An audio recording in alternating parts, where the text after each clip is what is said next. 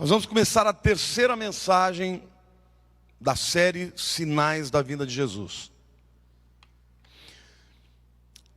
E a pregação de hoje é uma pregação muito densa. Eu quero dizer para você que eu gastei pelo menos 30 horas de pesquisa para trazer essa mensagem para vocês. Mas eu creio que você vai sair daqui muito impactado e vai ser muito abençoado também. E vai sair daqui tomando uma posição. O tema da mensagem de hoje é a invasão de Gog e Magog. Diga, a invasão de Gog e Magog. O livro de Ezequiel, o profeta Ezequiel foi um profeta que estava exilado na Babilônia. Ele escreve dizendo: às margens do rio Quebar, eu sentei e chorei, e chorei. Um homem que foi arrancado da sua terra e viveu a sua vida no exílio babilônico. Mas lá teve uma experiência extraordinária com Deus. E Deus faz com que ele veja o mundo futuro, o mundo que nós estamos vivendo agora. Os capítulos 36 e 37 de Ezequiel é uma descrição detalhada do renascimento da nação de Israel. Os capítulos 40 a 48 falam do milênio em que Cristo vai reinar na terra e governar o mundo com justiça e com juízo. Mas os capítulos 38 e 39 falam de uma guerra que vai acontecer em breve. Não sabemos exatamente quando, mas eu acredito que nos próximos anos. O quadro geopolítico já está sendo preparado. E eu creio que nós estamos inseridos, portanto, entre o capítulo 37 e o 38. Hoje eu vou lhes falar, portanto, da invasão de Gog e Magog, e vou ter que descer a detalhes históricos, levantar historiadores, escritores antigos, para que a gente possa entender exatamente de quem a Bíblia está falando. Por que eu estou dizendo isso? Porque quando você pega um texto de 2.500 anos, ele cita nações que mudaram de nome. Eu vou dar um exemplo. Você pega, por exemplo, uma cidade como, por exemplo, São Petersburgo, na Rússia. Essa cidade já chamou Petrogrado, Leningrado, São Petersburgo, agora chama São Petersburgo. Você pega a cidade de Bizâncio, que se torna Constantinopla, depois se torna Istambul. Quer dizer, quando o escritor bíblico escreve, ele se refere àquele povo, àquele lugar, chamando pelo nome da época. Mas muitos desses nomes que a Bíblia cita hoje, a gente lê e não sabe de quem está falando. Então, eu tive que fazer um dever de casa, com muita curacidade, com muita pesquisa. Ouvi alguém citando em livros, teólogos, falando: fulano de tal escreveu isso, eu ia lá ver, conferir, e estou aqui trazendo para vocês a invasão de Gog e Magog contra Israel. Um conflito que vai culminar com uma vitória acachapante do povo de Deus, por uma intervenção de Deus sobrenatural. Uma nação contra uma confederação de nações inimigas. Agora, como é que a gente faz para retroagir e entender quem são esses povos que a Bíblia diz? Para isso você tem que ir muito mais para trás, para os antepassados de todos esses.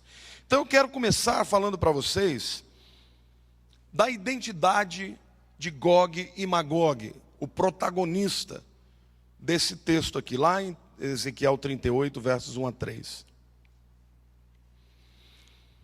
Veio a mim a palavra do Senhor dizendo: filho do homem, volve o rosto contra Gog da terra de Magog. Diga: Gog, uma pessoa.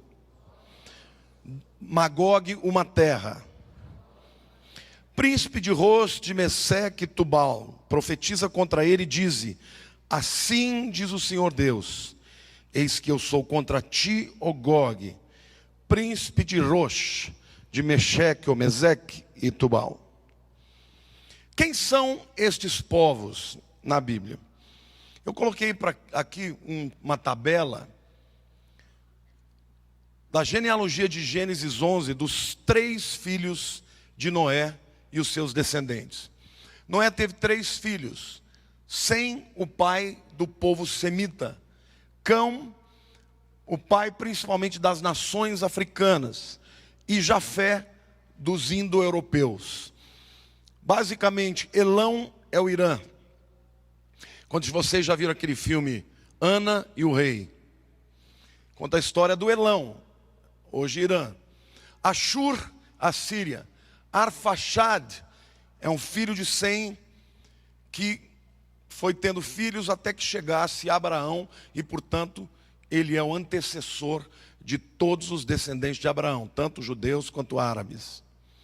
Lud, os povos da Germânia, o proto-germânico, os anteriores às Germânias. E Arã, que é o pai, desculpem, dos arameus. Que povo que fala aramaico hoje em dia? Os sírios. Portanto, Arã é o antecessor dos arameus, dos sírios. Em Cão nós temos Cush, que também é a palavra hebraica para a Etiópia, ainda hoje. Misraim é a palavra hebraica para Egito. Put é Líbia, Canaã, os povos palestinos. Gomer, Turquia, Magog, eu vou provar para você que Magog são sítios ou citas. Um povo muito importante, e eu vou mostrar historicamente onde eles ocuparam, quais foram as regiões que eles ocuparam, para vocês entenderem quem é o líder desse conflito. Madai, que originou os medos, os curdos. Javan ou Yavan, até hoje é a palavra hebraica para a Grécia, em Israel. Se fala Ani mi Yavan, eu sou da Grécia. Tá? Então, Yavan, Grécia. Tubal, Turquia. Meseque, Turquia. E os Tiras é o antecessor dos pelagianos do Mar Egeu e também dos etruscos, que são os povos. Os etruscos eram um povo que antecederam os romanos, né?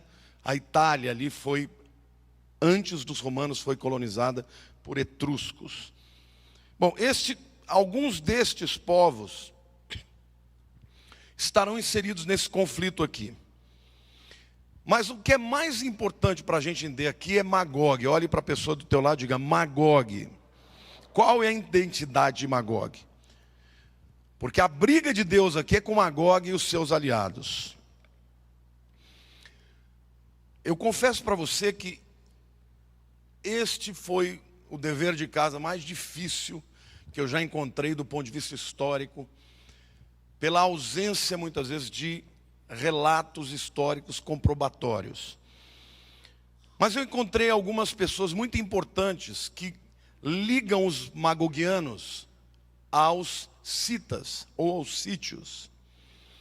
No século VIII a.C., havia um poeta chamado Hesíodo. Era um poeta cuja finalidade da sua poesia era didática. Ele ensinava através da poesia, ensinava ética, moral, entre outras coisas. Este cara, ele cita os magogianos dizendo que o seu nome grego são os sítios ou citas. Diga Magog, os citas ou sítios. A segunda referência histórica importante é Heródoto. Quem já ouviu falar de Heródoto? Heródoto é o pai da história. Heródoto é o pai da história. Por quê? Heródoto foi um grego que andou em toda a Europa para relatar a história das nações no ponto de vista bélico e de conquistas bélicas, de guerras. E ele compilou tudo isso e escreveu um livro ao qual ele chamou de História. Por isso Heródoto foi o primeiro homem que chamou a história de história. Ele é o pai da história. É óbvio que tem muitos relatos históricos anteriores a ele. A própria Bíblia é muito mais antiga e tem história. Mas o primeiro homem que compilou a história e chamou de história foi Heródoto. Heródoto também chama os magogianos de sítios. Depois a gente vai entender um pouco que esse povo sítios cita onde eles estiveram e, portanto, quem são eles.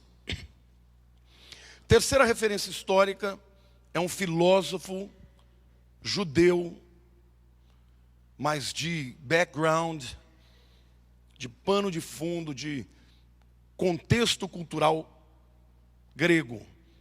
É chamado Filo de Alexandria. Este homem era um grande estudioso de todos os filósofos gregos, Platão, Sócrates, os estoicos, e especialmente da obra de Heródoto.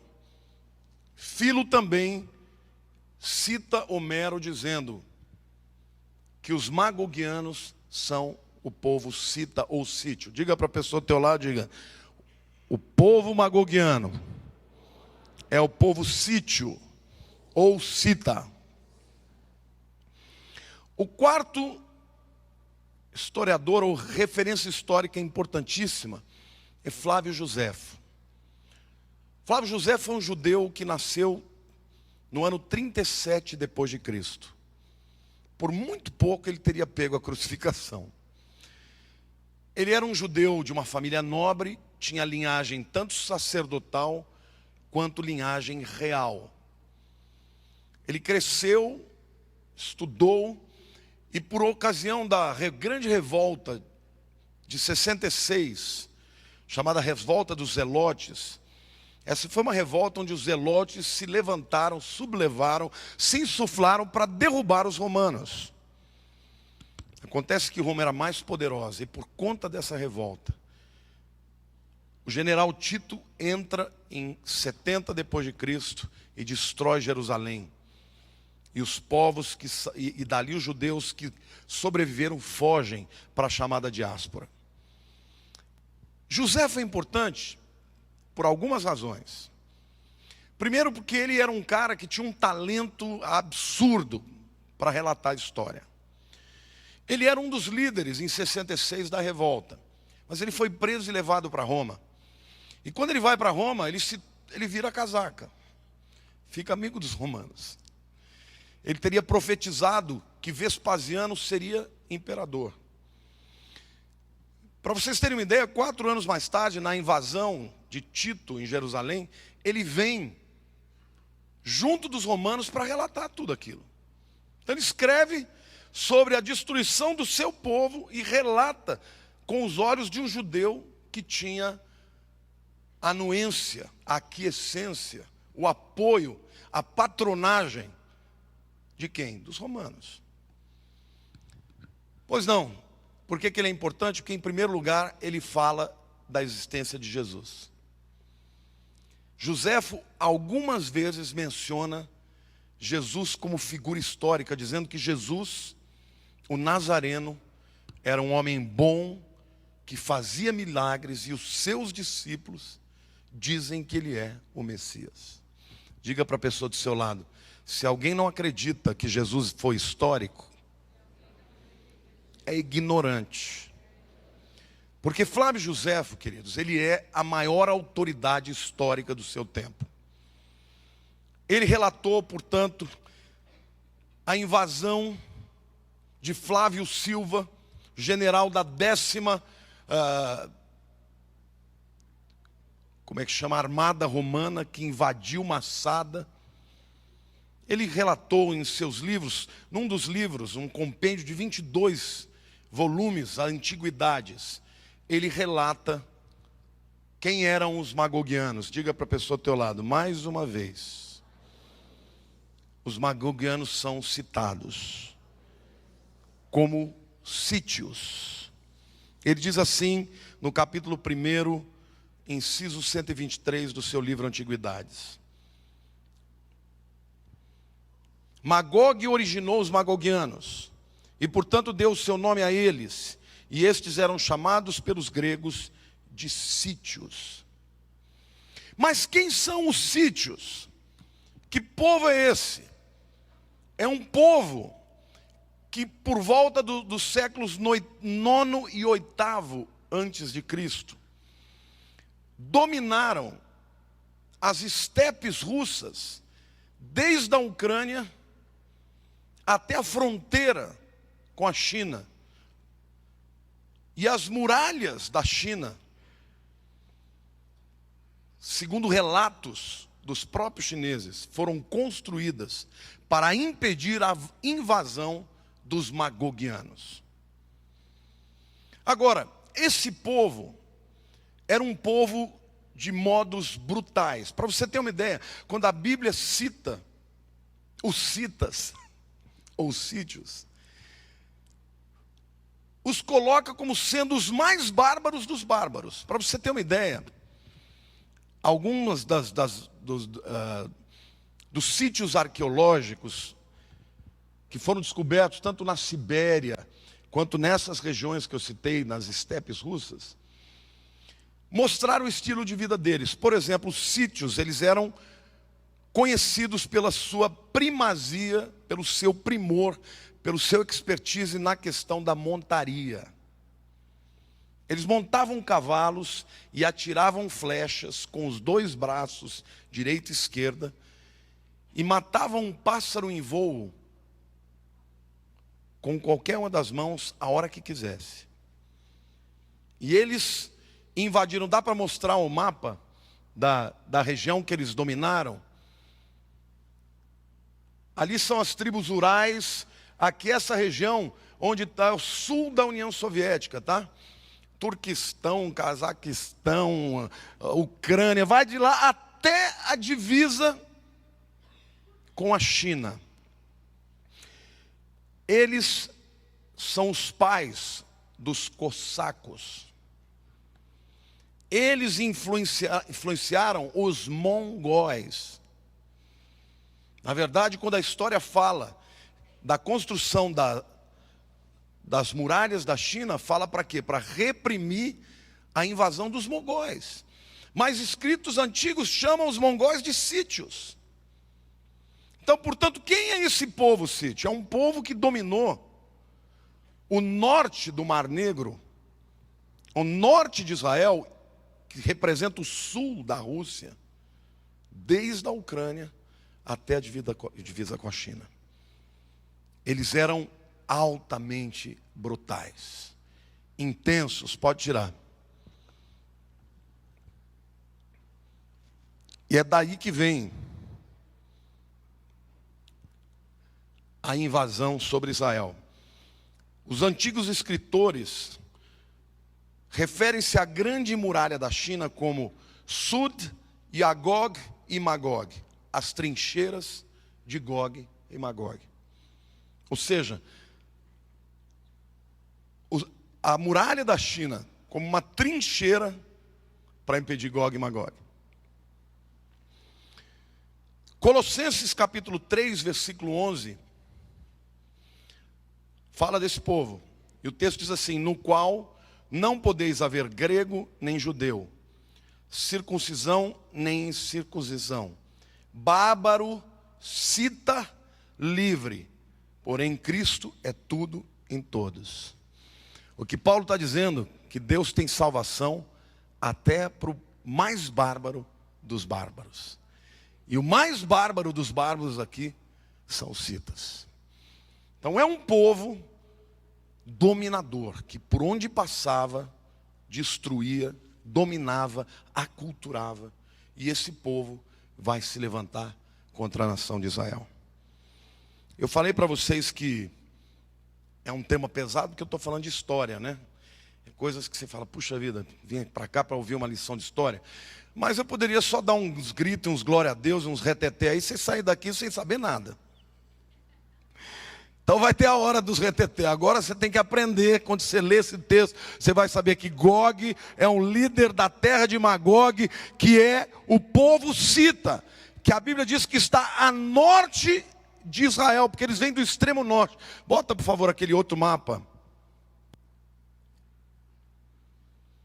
Aquele mapa que tem uma setinha. Não, esse mapa, não era esse, mas eu já vou avisar para vocês. Este mapa é um mapa que fala de onde vem a invasão.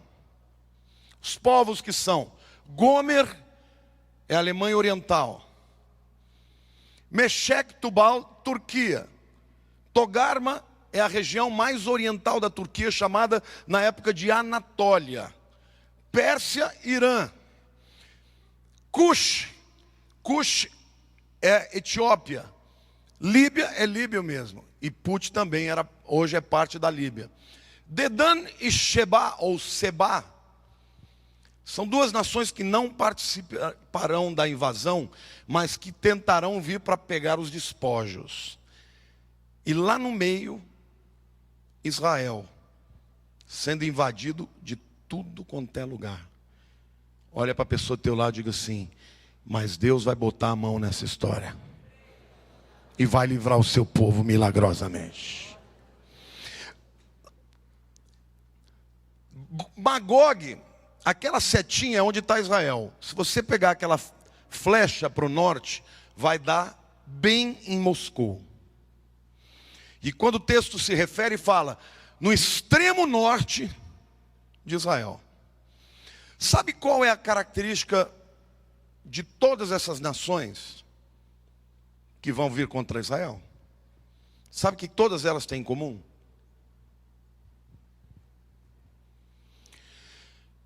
Ou são nações 100% islâmicas, ou são nações de grande influência islâmica. Então você se prepare, porque você pensa que o Brasil não tem a ver com isso, mas você está vendo hoje o crescimento de uma tendência. A Terceira Guerra Mundial não vai ser uma guerra por causa de petróleo ou de qualquer outra coisa. Vai ter, obviamente, o viés econômico. Mas ela vai ser uma guerra que tem uma motivação religiosa. E meu querido, as pessoas até negociam por causa de dinheiro, mas por causa de convicções elas não negociam. E você saiba de uma coisa: tem gente que fala, não, mas tem que fazer diferença entre Islã e Islã. Queridos, é que nem no Brasil, tem tanta gente que diz que é crente e nunca leu a Bíblia. Não sabe o que está na Bíblia. Mas se você ler o Corão, o Hadith, se você perguntar para qualquer muçulmano que estuda a sua Bíblia, ele vai saber de uma coisa: que no final, quem não se converter vai morrer pela espada da jihad. Então o que nós estamos vendo agora, esses grupos radicais, ISIS, Boko Haram, Al-Qaeda e outros mais, eles estão tentando trazer para a terra a jihad, que é o instrumento através do qual vai vir o líder maior deles, o último imã, que na minha opinião é o anticristo, e eu vou mostrar isso para vocês a semana que vem. Então, hoje, o mundo inteiro já começou a experimentar isso. O que é o crescimento de uma religião que, quando alcança índices importantes na percentagem populacional, eles passam do pacifismo para reivindicações para terrorismo. E vocês estão vendo aí, pessoas morrendo, simplesmente porque são chamados de povos da cruz.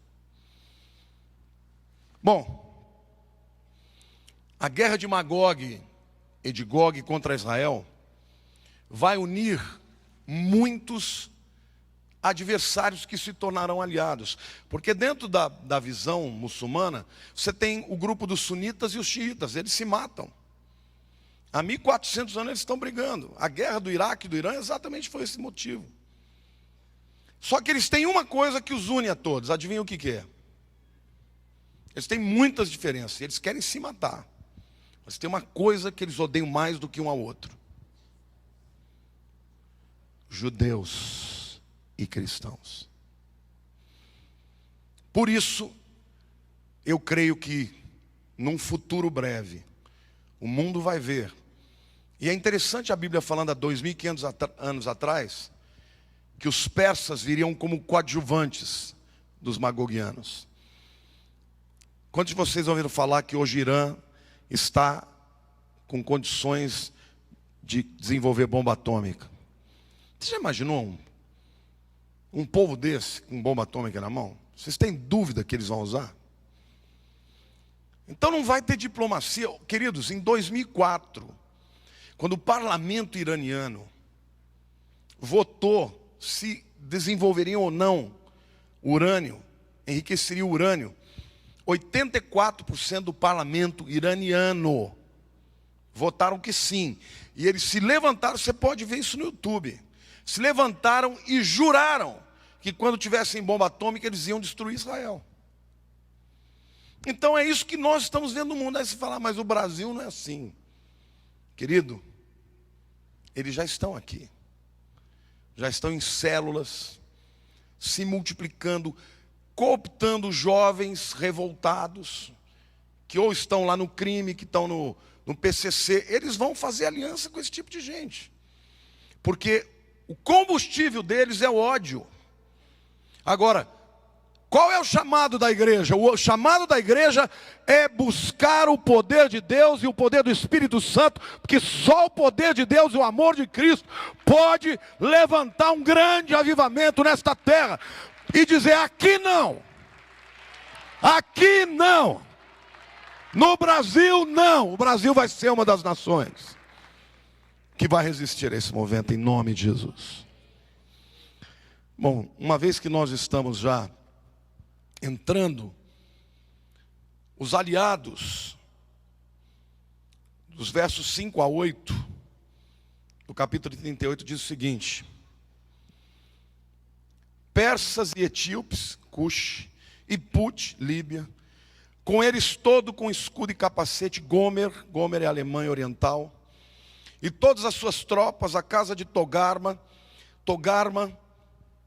antigamente eram os armênios, mas a Armênia deixou de existir.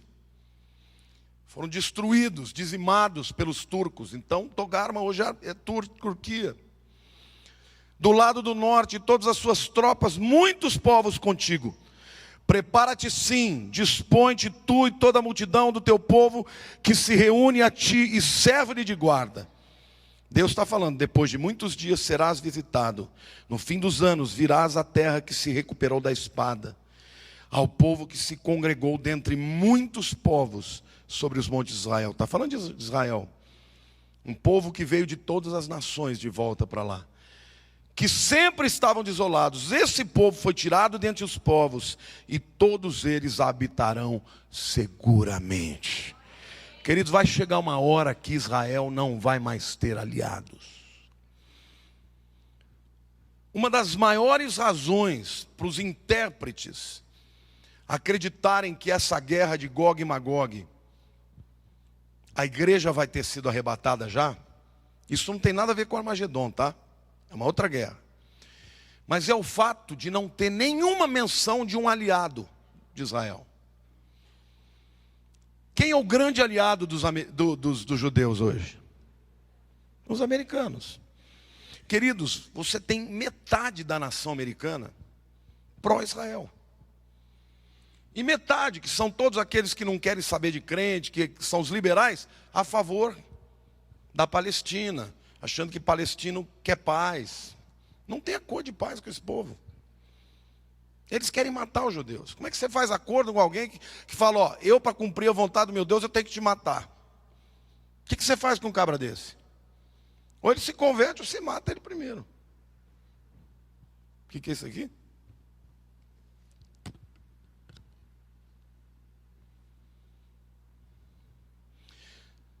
No eslavo, o Heitor aqui fala russo, né? Ficou muitos anos na União Soviética. A palavra Rússia é chamada de Rosh, como o texto diz em Ezequiel, Rosh. Muito obrigado. Eu sabia disso já, mas não mencionei. Rosh, na verdade, no hebraico é cabeça. E provavelmente Rússia veio daí. porque eram povos que dominaram e que foram cabeças. Mas vamos ver então como é que vai ser esse ataque. Vamos ler Ezequiel capítulo 38, versos 9 e 10. Está dando para entender, gente? Eu sei que é meio pesado, mas vocês estão entendendo ou não? Quem que é Magog? Jesus de misericórdia. Os sítios. E que povo é esse? Hoje, Rússia. Não só Rússia, como as nações ao sul da Rússia, tudo muçulmano. E eles vêm comandando essa guerra, aliados de todos esses. Etiópia, Líbia, Pérsia, Alemanha Oriental. É interessantíssimo isso. Interessantíssimo, porque hoje a Angela Merkel, que é a primeira-ministra alemã, é de onde que ela é mesmo? Olha para a pessoa do teu lado e fala, da Alemanha Oriental. De quem que ela é melhor amiga mesmo? Do Putin. Ela fala com ele em russo e ele responde para ela em alemão. Eles foram amigos de escola no Partido Comunista. Ela está intermediando a crise da Rússia com a Ucrânia. E eles ficam se brigando entre eles, sunitas com xiitas, mas vai chegar uma hora que eles vão se juntar contra Israel.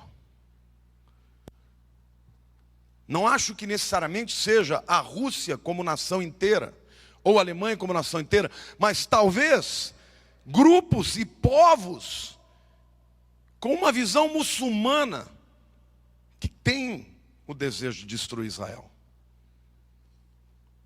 Mas a verdade é que isso vai acontecer. Os versos 9 e 10 de 38 diz o seguinte, e aqui está o ataque de Magog.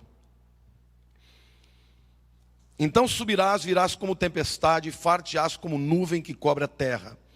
Tu e todas as tuas tropas e muitos povos contigo.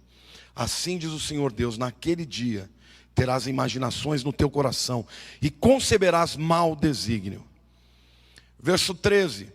Seba e Dedã, Arábia Saudita, e os mercadores de Tarsis, e todos os seus governadores rapazes te dirão, vens tu para tomar o despojo. Ajuntaste o teu bando para arrebatar a presa, para levar a prata e o ouro, para tomar o gado e possessões, para saquear grandes despojos.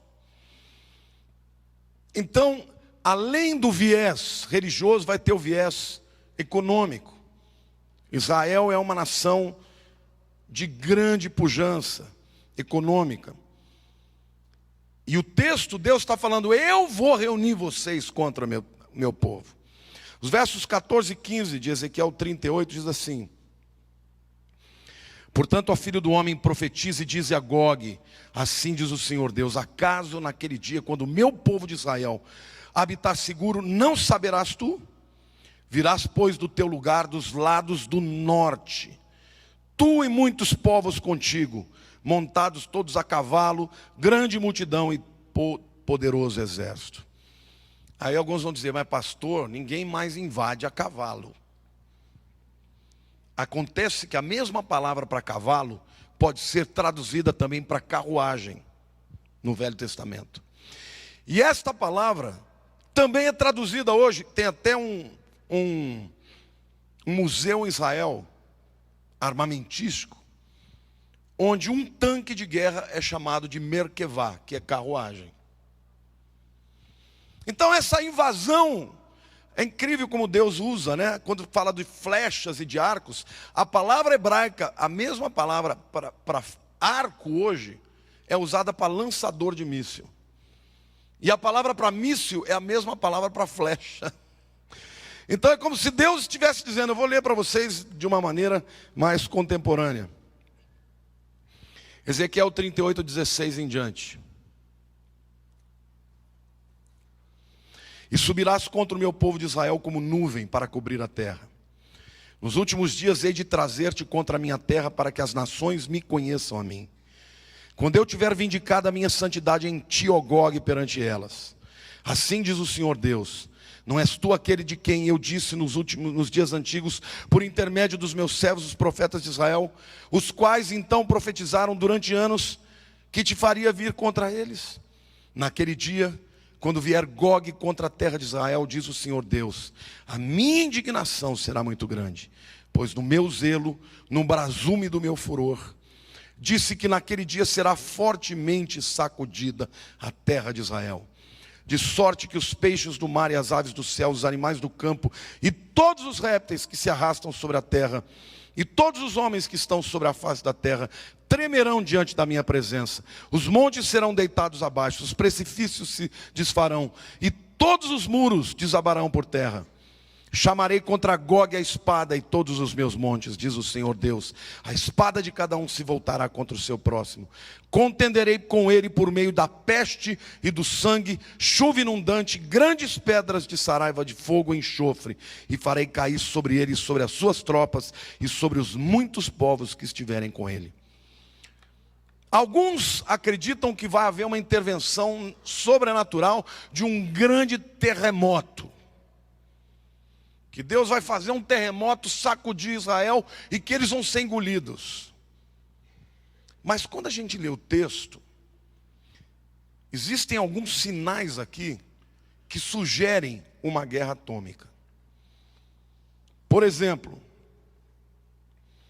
o texto diz: peste, sangue, chuva inundante no lugar que não chove, grandes pedras que caem de cima, de saraiva, de fogo e enxofre. Parece aqui que está de fato havendo uma bomba, uma explosão atômica. A chuva é a chuva ácida que cai. As pedras que vêm como saraiva de fogo é uma explosão atômica. E o texto em 39 continua falando, Ezequiel 39 em diante, e tem um relato aqui que não tem nenhum texto da Bíblia. Eu quero que vocês prestem atenção comigo. Toda vez que a Bíblia fala de alguém vencendo, fala de enterrar corpos. Mas aqui a Bíblia diz que as armas vão demorar 7 anos queimando. Cientistas cristãos dizem que material, o rescaldo atômico pode ficar 7 anos queimando. Madeira não queima 7 anos. E o texto diz, não vai ser madeira, não vão ser os bosques que vão queimar. As armas vão queimar. E diz mais, a Bíblia diz que eles vão esperar 7 meses. Quanto tempo eu falei? Para começar a enterrar os mortos. E o texto usa 3 vezes, para limpar a terra. Eu vou ler para vocês. Vejam se não parece a descrição de um rescaldo atômico. E todas as tratativas necessárias, as especialidades necessárias para você enterrar esse material atômico num lugar separado. Vejam o que o texto diz. Tu, pois, ó filho do homem, Ezequiel 39, profetiza ainda contra Gog e diz, assim diz o Senhor Deus, eis que sou contra ti, ó Gog, príncipe de Rosh, de Meseque e Tubal. Far-te-eis que te volvas e te conduzirei. Far-te-eis subir dos lados do norte e te trarei aos montes de Israel. Tirarei o teu arco, no lugar de arco que a gente vai ler, tirarei os teus lançadores da mão esquerda, e farei cair as tuas flechas no lugar de flechas, raios, vamos ler os mísseis, e farei cair os teus mísseis da mão direita. Nos montes de Israel cairás tu e todas as tuas tropas, e os povos que estão contigo, e toda espécie de aves de rapina, e os animais do campo eu darei para que te devorem. Cairás em campo aberto, porque eu falei, diz o Senhor Deus. Meterei fogo em Magog, e nos que habitam seguros nas terras do mar, e saberão que eu sou o Senhor. Farei conhecido o meu santo nome no meio do povo Israel. E nunca mais deixarei profanar o meu santo nome. E as nações saberão que eu sou o Senhor, O Senhor em Israel. Eis que vem e se cumprirá, diz o Senhor Deus. Este é o dia que tenho falado. Os habitantes das cidades de Israel sairão e queimarão de todo as armas, os escudos, os pavés, os arcos, as flechas, os bastões de mão, as lanças, farão fogo com tudo isso por 7 anos. Não trarão lenha do campo, nem a cortarão dos bosques, mas com as armas acenderão fogo. Saquearão os que os saquearam e despojarão os que os despojaram, diz o Senhor. Ou seja, aqueles que vieram para saquear vão ser saqueados e vão ter uma derrota fragorosa. E aí, queridos, vem a intervenção divina. E eu quero ler para vocês os versículos 11 a 16 de Ezequiel 39, porque aqui é a parte mais interessante. Naquele dia, darei ali a Gog um lugar de sepultura em Israel. Ou seja, eles vão ser ajuntados num lugar específico. O vale dos viajantes a oriente do mar, o mar morto. Espantar-se-ão os que por ele passarem. Neles sepultarão a Gog e a todas as suas forças, e lhe chamarão os vales das forças de Gog. Agora preste atenção. Durante 7 meses estará a casa de Israel a sepultá-los. Para o quê? Limpar a terra. Sim, todo o povo da terra os sepultará. Ser-lhes-á memorável o dia em que eu for glorificado, diz o Senhor Deus. Serão separados homens. Veja, parece que Deus está descrevendo. Não é qualquer um que vai fazer o trabalho de enterrar. Serão homens específicos, treinados especificamente, separados. Homens que sem cessar percorrerão a terra para sepultar os que entre os transeuntes tenham ficado nela para limpar. Depois de 7 meses, iniciarão a busca. Veja o que Deus está falando. Que eles só vão começar a ir para o campo 7 meses depois. Para enterrar num lugar específico para limpar a terra. Ele diz mais. Ao percorrerem eles a terra, a qual atravessarão, em vendo algum deles o osso de algum homem, porá ao lado um sinal. Que sinal será esse? Radiação. Você já viu o sinal de radioativo? Ou seja, esses caras vão enterrar e um campo vai estar com sinais. Eu acredito que é sinal de radiação, porque aquele lugar ficará como memorial, mas ninguém vai poder ficar indo lá. E o texto fala claramente que isso faz parte de um processo de limpar a terra.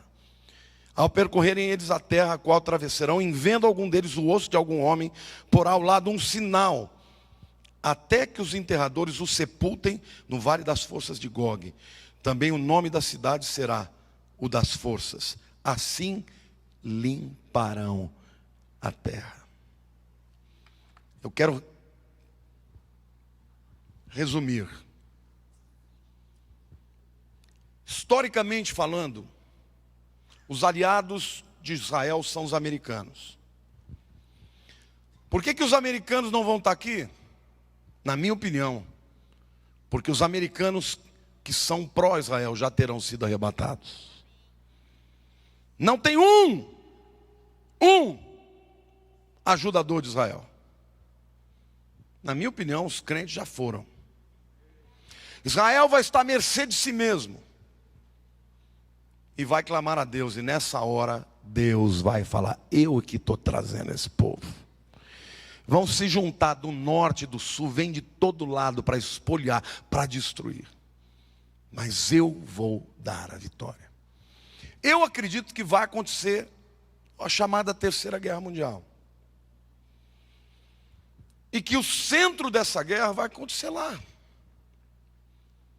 Mas Deus vai dar a vitória cabal e definitiva para o povo de Israel. Esta é a penúltima das guerras. Depois vem a do Armagedon. Mas ali, eu creio, e eu e mais um grupo enorme de estudiosos, que estes adversários históricos de Israel. Rússia, que é Magog. Turquia, queridos, a Turquia em 1917 se tornou um país aberto. Os otomanos foram derrotados. Depois de 400 anos de dominação, eles foram derrotados. A Turquia passou por um processo de como é que eu diria, renovação cultural. Atatürk criou a língua dos turcos, se tornou uma nação aberta.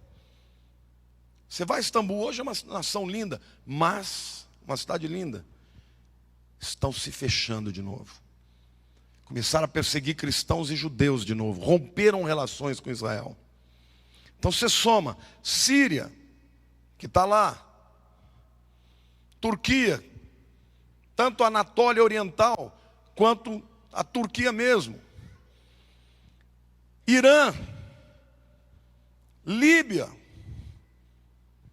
Cush, que é a Etiópia, todas as nações que estão envolvidas nesse conflito são nações muçulmanas. Queridos, hoje, a Europa inteira, semana passada eu li no jornal Estado de São Paulo, 6 mil judeus deixando a França, porque estão dizendo que a França hoje é uma nação antissemita. A Europa, em 20, 30 anos, será uma nação, um continente muçulmano, sabia disso? Você sabe que historicamente, quando uma nação tem abaixo de 2,3 filhos por casal, ela desaparece culturalmente falando? Hoje, a média da Europa é 1,8, enquanto os casais muçulmanos é acima de 5. Em 20, 30, 40 anos, um continente inteiro pode se tornar muçulmano. Com uma motivação radical de exterminar Israel. Israel hoje acredita nos americanos, acredita no seu poder bélico, mas vai chegar um momento que vai ter que invocar o nome de Deus. E Deus, que cumpre as suas promessas e as suas alianças, vai cumprir por causa da promessa que fez com Abraão. Querido, se Deus faz isso com Abraão, faz com você também. Eu quero dizer para você que Deus cumpre a sua promessa. A sua palavra na tua vida vale para você. A palavra de Deus diz que contra Israel não vale encantamento. Amém ou não? Mas aqui eu quero fazer um fechamento. E o que a gente tem a ver com isso? O que a gente tem a ver é que enquanto a igreja estiver aqui, a igreja vai resistir ao anticristo, ao espírito anticristo, ao espírito de ódio, de intolerância. A mensagem da cruz é a mensagem de amor. É a mensagem de você respeitar o diferente. Respeitar aquele que crê diferente de você, não importa.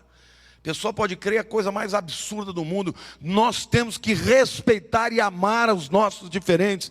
Enquanto a igreja ficar aí batendo uma contra a outra, o diabo está crescendo. Agora Deus tem uma promessa de um grande avivamento para a igreja dos últimos dias. Você crê nisso? Você pode aplaudir o Senhor e dizer: eu creio.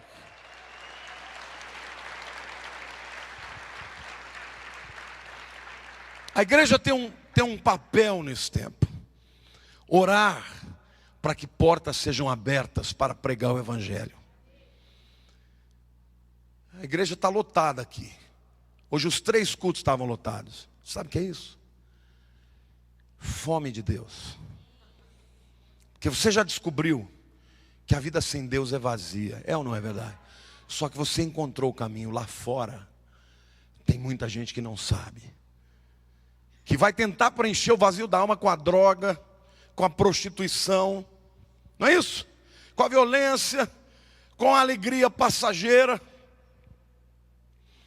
Mas nós estamos aqui, e a palavra de Deus diz que o anticristo não se levantará antes que aquele que o detém seja retirado. A igreja está aqui para resistir ao espírito do anticristo, pregando a palavra, amando ao próximo, abrindo e escantarando as portas para que vidas venham. Inclusive o povo muçulmano, eles não são os nossos inimigos. O nosso inimigo é o diabo. Nós vamos converter esse povo, porque o evangelho está salvando esse povo. Satanás está trazendo muitos jovens, mas no Irã tem um grande avivamento. No Iraque, na Síria, gente se convertendo e estando disposto a morrer pelo nome de Jesus. Sabe por quê? Porque o poder do amor é mais forte do que o poder do ódio. Porque o poder do Espírito Santo é mais forte do que o poder de Satanás. Então, meu querido, olha para a pessoa do teu lado e diga: para de frescura. Para de choramingar. Deixa Deus te usar. Deixa Deus te encher do Espírito Santo. Deixa Deus fazer de você uma voz nesse tempo, amém? Você pode crer e dizer: eu creio em nome de Jesus.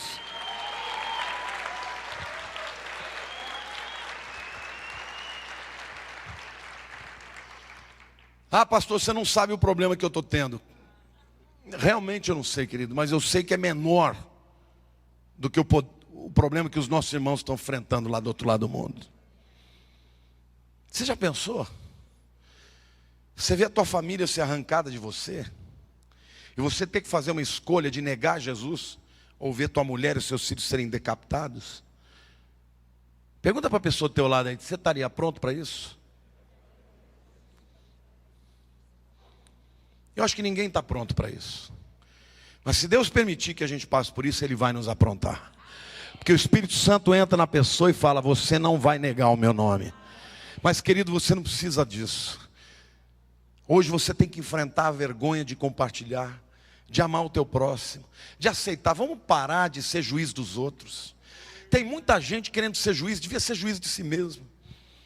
A Bíblia diz: não julgueis para que não sejais julgados, porque com a medida que medis, serás medidos. Querido, eu sou medido por aquele que é justo e perfeito e que morreu na cruz pelos nossos pecados. Amém ou não? Eu quero ser usado por Deus para amar aqueles que não conhecem a Jesus. Abre os braços, abre o coração, abre a tua vida, para que pessoas que estão amarradas pelo diabo sejam libertas.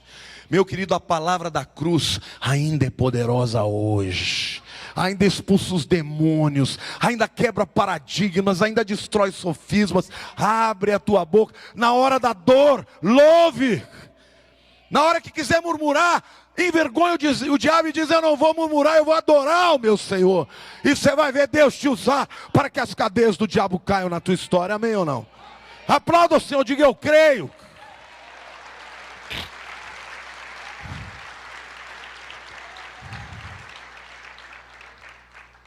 Satanás está furioso. Para uns, ele se levanta com volúpia de matar. Aqui nesse lado do mundo, é espírito de engano, sedução, questionamento, esfriamento, apostasia.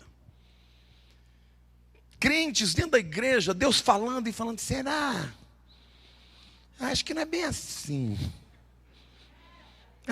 Não sei se eu creio nisso. Parece o diabo falando assim: sai, duvide.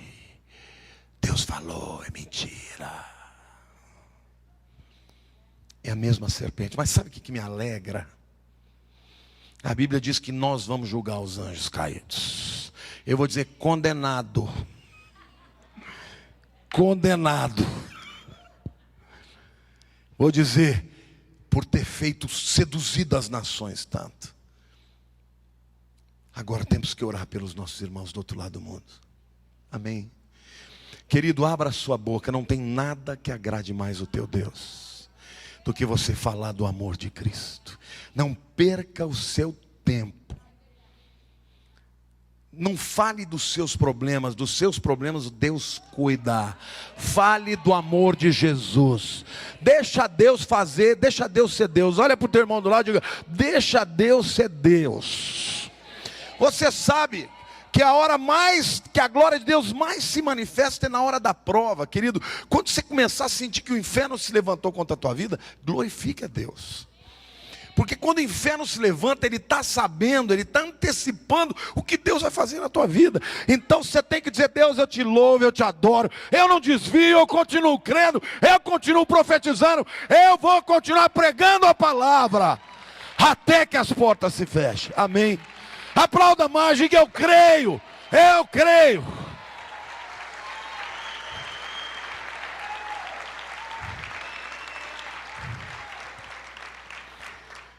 Nós às vezes somos seres tão complexos.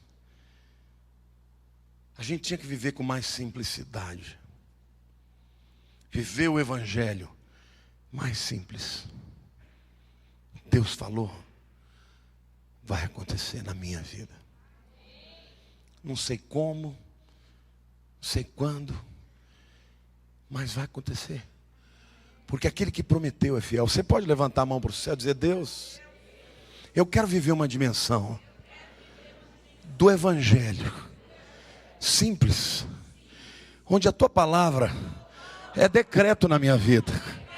Senhor, eu não quero mais olhar para as mentiras do diabo.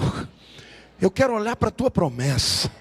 E eu quero te louvar antes de acontecer, porque quando acontecer, eu vou poder dizer: eu já sabia, porque Deus é fiel. Diga: o meu Deus é fiel, o meu Deus é fiel. Amém, queridos? Igreja, levanta a cabeça.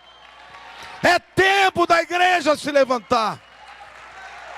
É tempo da igreja se levantar. O inimigo está se levantando com fúria, porque os seus dias estão contados. Quando você vir alguém cheio de rancor, ame.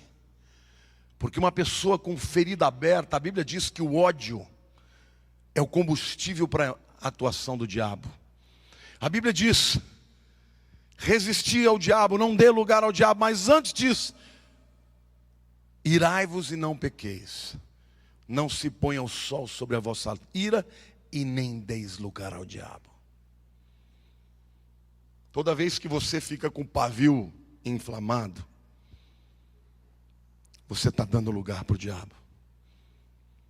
Toda vez que você entrega a tua ira para Deus, diz assim: Senhor, muda o meu coração, a minha dor, a minha inveja, o que fizeram contra mim. Querido, não fizeram pior contra Jesus.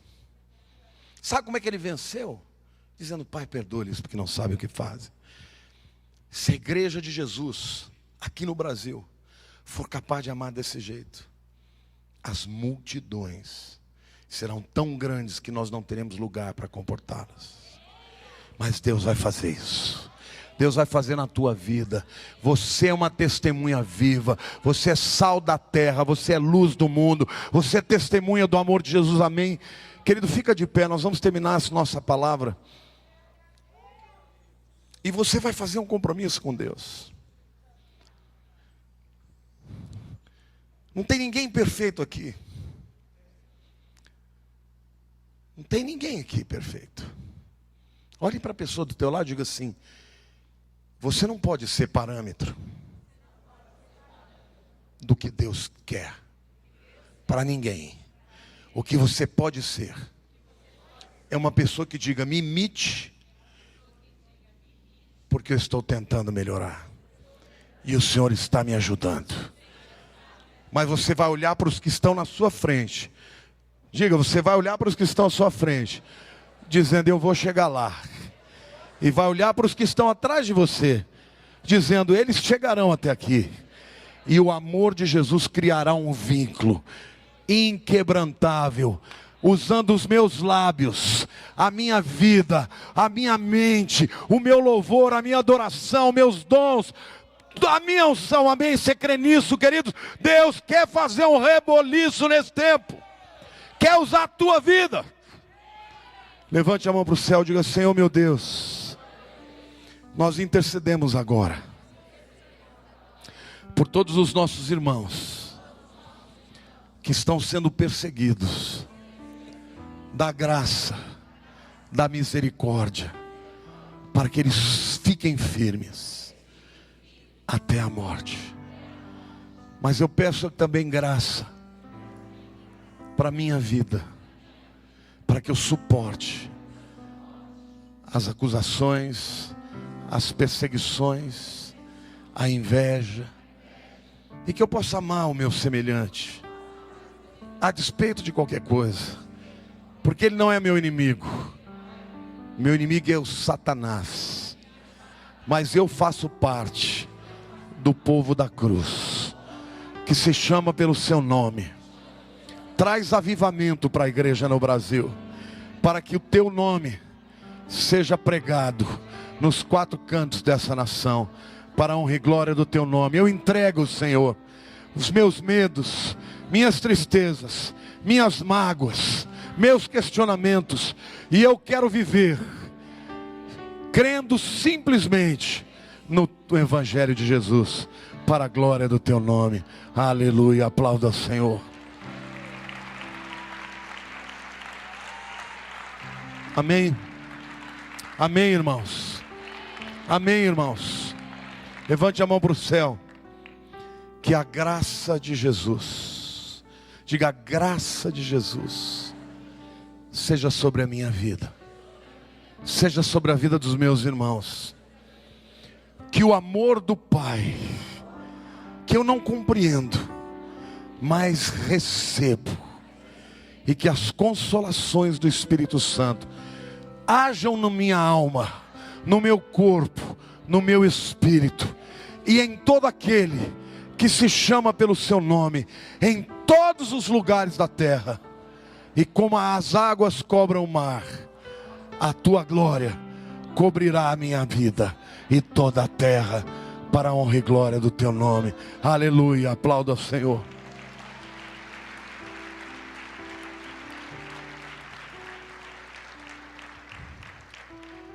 Depois que eu terminar essa série, eu vou começar uma série intitulada Graça de Jesus.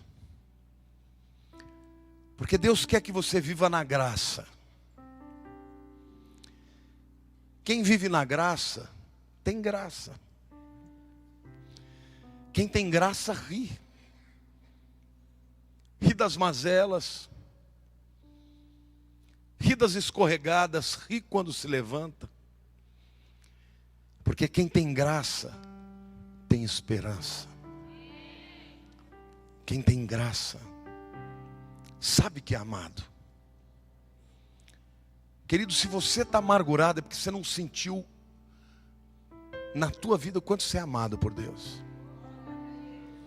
Porque quando você sente o amor de Deus na tua vida de uma forma palpável, você anda no mundo, eu já andei assim algumas vezes, de olhar e falar, Deus, no meio dessa multidão toda, o Senhor me chamou.